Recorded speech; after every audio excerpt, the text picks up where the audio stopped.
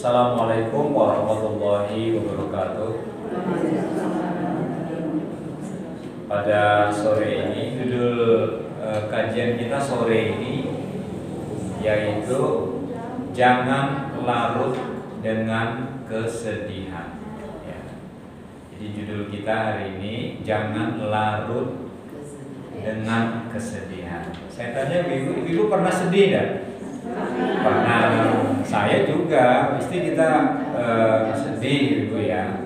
Bagaimana kita menyikapi kesedihan? Ibu mungkin juga pernah sedih karena berpisah dengan anaknya yang merantau, sedih dengan keadaan ada saudara yang sakit, sedih karena kehilangan orang yang dicintai.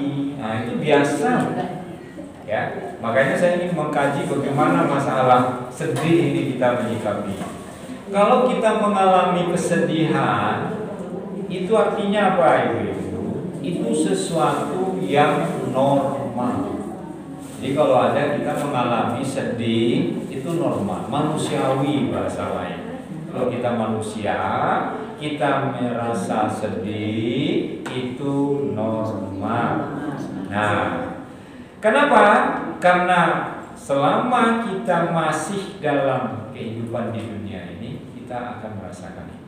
Jadi selagi kita hidup, kita pasti akan merasa yang namanya sedih. Walaupun ada orang yang banyak sedihnya, dikit bahagianya. Ada orang yang dikit sedihnya, banyak bahagianya. Itu tergantung. Kan ada orang di rumah sedih, kemarin bapaknya meninggal, malah suaminya meninggal. Kemudian anaknya meninggal. Jadi anaknya itu kan beruntun kesedihannya kan. Ada orang ya sedihnya jarang, nggak pernah saya baik-baik saja karena keadaan yang saya alami membuat saya sedih. Ada, tapi intinya semua manusia itu selama dia hidup mesti dia ada yang namanya kesedihan. Kalau kesedihan itu pada diri seseorang biasanya terjadi karena 3 hal. Jadi pada diri kita ini bisa kita mengalami kesedihan karena 3 hal. Yang pertama adalah sedih karena menginginkan sesuatu tapi tidak tercapai. Ya betul ibu. Nah, jadi kita menginginkan sesuatu tapi tidak kesampaian. Nah ini membuat kita sedih. Ya. Jadi misalnya kita pengen sesuatu, pengen ini, pengen itu, apalah itu ya. Tapi nggak kesampaian, padahal pengen banget gitu kan. Jadi ada rasa di dalam hati itu yang membuat kita sedih. Lalu kita ngeliat orang bisa punya, kok kita tidak, gitu. Nah, itu biasanya gitu. Itu malah lantas membuat kita sedih. Dan itu normal itu sesungguhnya. Ibu misalnya dijanjikan ke bapak, benar tidak ibu? Ini contoh saja, gitu kan. Ayo bu ke toko emas, umpama gitu ya. Mau bapak belikan gelang kaki, gitu kan. Ibu sedang lihat, nah itu gelang tangan ibu udah punya semua. Wah ini gelang kaki dan kerincing-kerincing kayak orang India gitu. Terus begitu dibeli, ya enggak ada yang sesuai dengan kantong bapak ukurannya gitu kan. Bapak coba sanggup beli 5 gram tahunya di atas 10. Ini umpama, padahal sudah senang mau dibelikan, tapi enggak kesampaian. Itu buat sedih. Dia sedih itu jangan sampai bertengkar. Nanti bapak menghibur, tenang bu, nanti kalau rezeki pas sudah ada kita siapkan yang untuk 10 gram. Tenang aja, nanti nggak. Biasanya seperti itu anak-anak yang paling gampang sedih. Saya janjikan dia suatu, besok kita piknik ya. Kata bapak, kalau kemana? Ke sana. Oh siap, senang hore gitu kan. Begitu, maaf ya bapak ada acara gitu kan. Nggak jadi acaranya penting. Oh itu mutung dia sehariannya. Saya sering banget mengalami anak saya seperti itu. Udah janji, udah sepakat, tapi yang namanya kita hidup ya bu, ada aja acara yang nggak bisa kita tunda. Paling kita bilang, besok ya kita, dia seharian 2 hari nggak mau nyapa gitu. Makan nggak, apa nggak gitu. Sedih banget gitu. Kita juga dulu kecil seperti itu gitu. Udah dijanjikan nggak janji itu, aduh sedih banget. Nggak kesampaian soalnya. Yang kedua yang membuat kita tuh sedih adalah karena kehilangan sesuatu. Nah ini saya tanya ibu, hilang duit gitu loh, ya kan? Wah itu udah 1 juta, naruh di mana ini? Diajak ngobrol nggak mau, ngomong nggak mau, karena kelingan aja duit itu, baru di rumah hilangnya. entah ketelengsut gimana, bongkar lemari gitu, udah dicari tempat-tempat yang tersembunyi, nggak ketemu. Jadi kalau kita kehilangan sesuatu itu sedih, apalagi kalau kehilangan itu adalah karena kematian, okay? Kemudian karena kepergian ke tempat yang jauh, ya kita sedih loh. Anak-anak kita merantau kemana, luar negeri, oh ibunya nggak pengen melepas dari pelukan anaknya, gitu kan? Saya akan pelukan terakhir, gitu kan? Itu wajar kita sedih karena merasa kehilangan dulu. Saya nanti nggak ketemu kamu lagi, nggak bisa ngeliat kamu lagi, no lama nanti nggak ketemu, gitu kan? Oh enggak, tenang aja, nanti setahun nanti pulang, gitu kan? Tapi ya namanya kehilangannya itu ya seperti itu. Jadi kalau itu membuat kita sedih, Ibu, lagi-lagi saya katakan itu hal yang biasa. Tinggal kita memanajemen hati kita bahwa kadang-kadang memang kita harus berpisah dengan anak-anak yang kita cintai, keluarga kita atau pasangan kita karena tugas atau apa harus meninggalkan kita. Itu yang kedua, Ibu.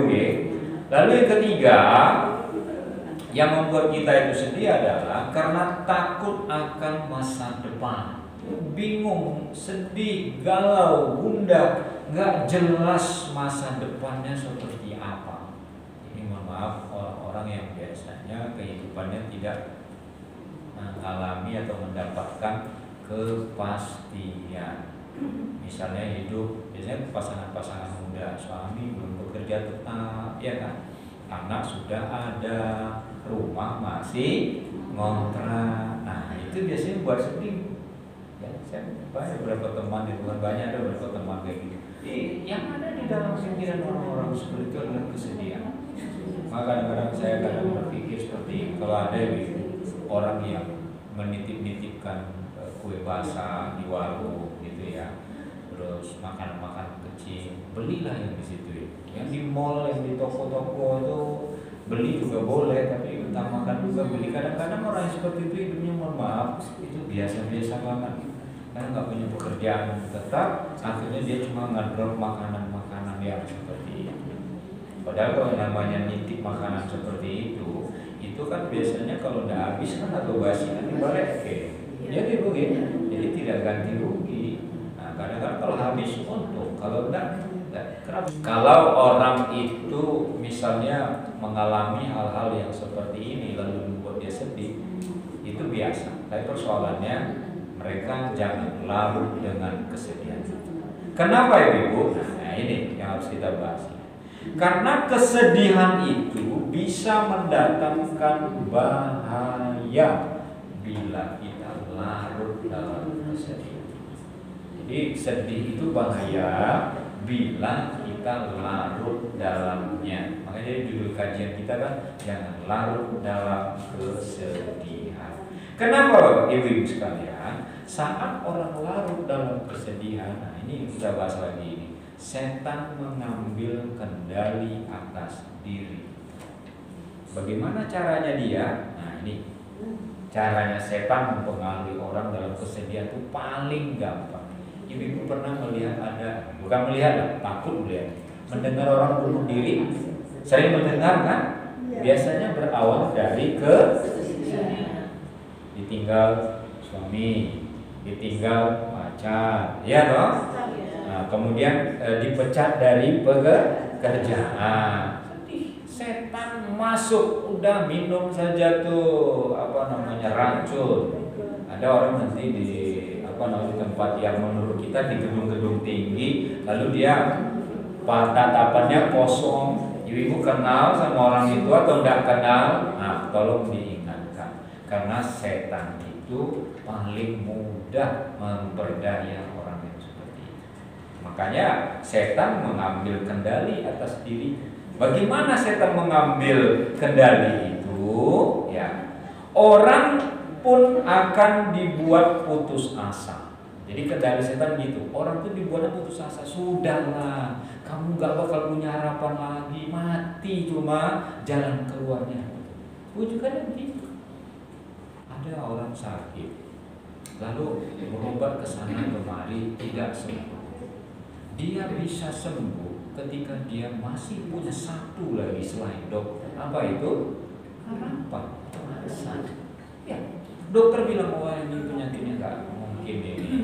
Tapi ternyata dia gigi ke sana kemari dan dia selalu punya harapan. Nah, Tuhan beri penyakit, Tuhan juga yang memberikan obat. Saya yakin itu kata, sehingga dia belum sembuh, dia nggak putus asa.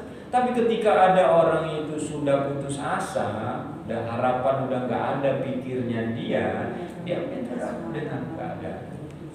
Maka kita nggak boleh menyerah dengan keadaan. Sebisa kita yang kita lakukan, maka lakukanlah. Sekecil apapun harapannya. Jangan dibuat bahasa Jawa gitu ya. Ini ayat Al-Quran ya. Jangan kalian itu berputus asa, karena dari situ setan yang masuk ya. Lalu yang kedua, setan mengambil kendali atas diri orang yang sedih itu. Orang itu akhirnya berburuk sangka. Nah, ini setan mengambil kendali dengan apa? Orang itu dibuat dan berburuk sangka.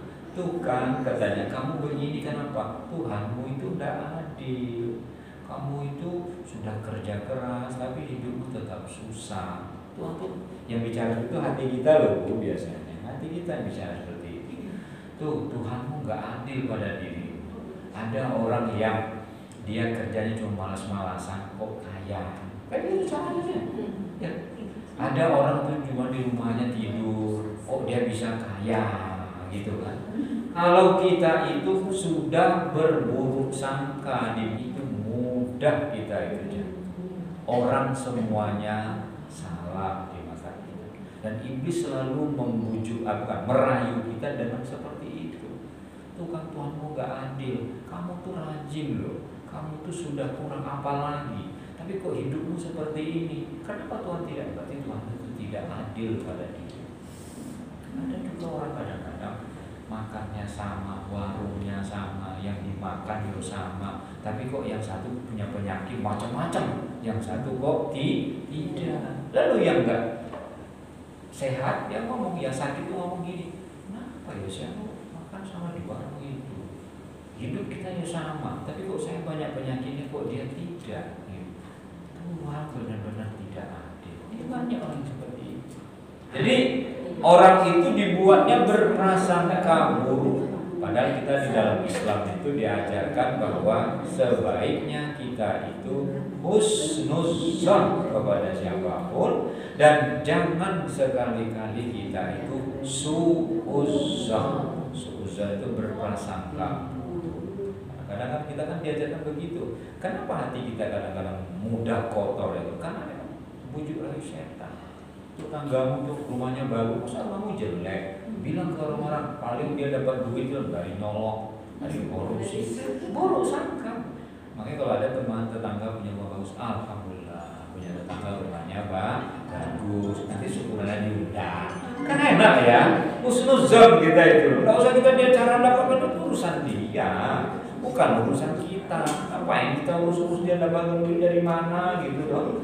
Tapi namanya manusia dibujuk rayu iblis dengan prasangka. Kalau ada yang seperti Bu, itu adalah cara setan membuat kita itu seperti itu. Oke. Nah, lalu yang ketiga, setan itu mengambil kendali atas diri kita dan bersangka itu apa? Melakukan perbuatan yang membahayakan hidup kita. Nah, membahayakan hidup itu apa? Disuruhnya kita melakukan hal-hal yang tidak baik. Apa? Udahlah kamu itu nyemplung ke kali mati sekalian. Kamu pergi aja ke kereta api tabrakkan dirimu. Itu memang yang menyuruh. Itu ya setan seperti itu. Ya makanya semakin banyak kita ta'awuz Ibu, itu semakin bagus. Karena kita berlindung. A'udzubillahi minasyaitonirrajim. Aku berlindung kepada Allah dari godaan syaitan yang dia terkutuk sudah di neraka selama-lamanya. Maka kita biasakan membaca ta'awuz. Baca Quran mulai dengan ta'awuz lebih baik. Kenapa? Karena kita betul-betul minta Allah melindungi kita agar kita tuh dibentengi supaya tidak terperdaya oleh syaitan. Biasanya orang-orang yang dibayarnya itu tidak hanya orang susah Bu, orang kaya, orang hebat juga. Coba orang-orang yang kita lihat misalnya tersandung kasus korupsi, orang kaya orang miskin, Orang kaya, duitnya udah banyak, tunjangannya udah gede, tapi kenapa dia terpedaya? Nah, jadi merasa aku kurang, nggak kona. Jadi jangan dikira orang miskin aja, nggak, orang kaya lebih berat lagi godaan.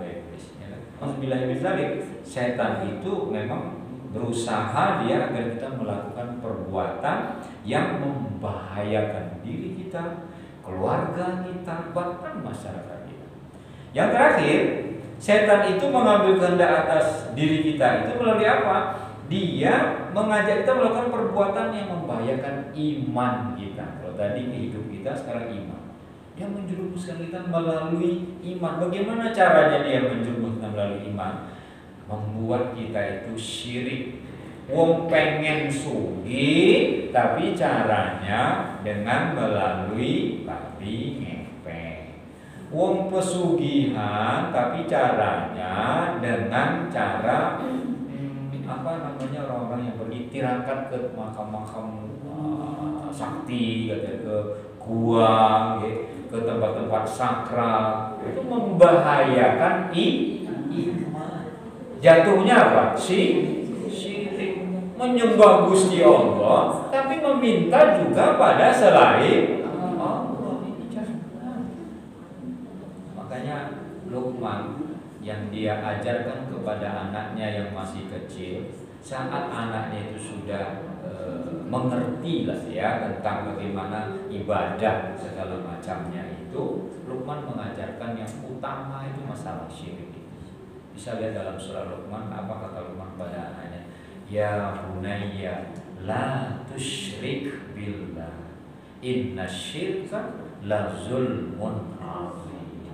Hai anakku, janganlah engkau menyekutukan Allah, karena menyekutukan Allah itu adalah kezaliman yang besar. Dan biasanya iblis itu, setan itu menjerumuskan kita melalui iman. Kita Islam, tidak apa kita Islam, kata dia. Kamu nggak apa-apa bertuhan kepada Allah, tapi juga memintalah kamu kepada selain Allah. Di situ kan jatuhnya kan syirik kan.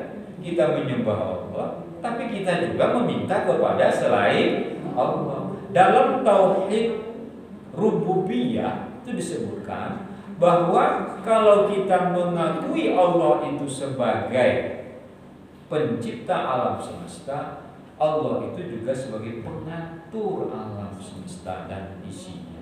Pengatur di sini terkaitan dengan rezeki, yang mengatur rezeki kita sinten Ibu? Allah. Jadi jangan minta kita kepada yang lain-lain. Rezeki itu sudah ada yang ngatur dalam Asmaul Husna yang kita baca tadi. Asmaul Husna yang kita baca tadi itu ada Ar-Razzaq. Allah yang maha memberi rezeki, yang mengatur rezeki. Kenapa kita meminta ditentukan rezeki kita? Bacalah doa ini. Allahumma inni a'udzubika minal hammi wal hazani wal ajzi wal kasli wal bukhli wal jubni wa dhala'id daini wa ghalabatir rijali. Ya Allah, sesungguhnya hamba berlindung kepadamu dari hal yang menyedihkan. Jadi kita tuh minta pada Allah supaya Allah tidak membuat kita sedih. Lalu hal apa lagi? Hal yang menyusahkan. Kemudian apa lagi? Lemas dan malas. Nah, ini karena kita kan mau mana ngaji malas gitu kan. Mau kemana? Mau ke mall. Wah, semangat gitu ya. Karena nge-mall, ngemil apa gitu. Mall ya. Kemudian bakhil ya. Wal bukhl itu bakhil. Kita perlu dari Allah supaya kita enggak bakhil. Kemudian penakut, terhindar dari hal-hal yang membuat kita takut. Kemudian wa dhala'id daini, lilitan hutang. Kemudian yang terakhir wa ghalabatir rijali, penindasan orang. Jadi kita menghindarkan diri kita kita memohon pada Allah agar kita terjauh dari hal yang menyedihkan, yang menyusahkan, yang membuat kita malas, membuat kita bakhil, membuat kita penakut, membuat kita terlilit hutang, dan terhindar dari orang yang menindas kita.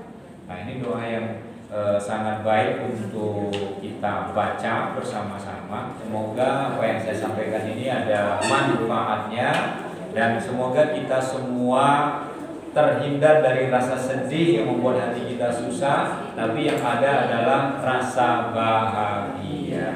Amin ya rabbal alamin. Assalamualaikum warahmatullahi wabarakatuh.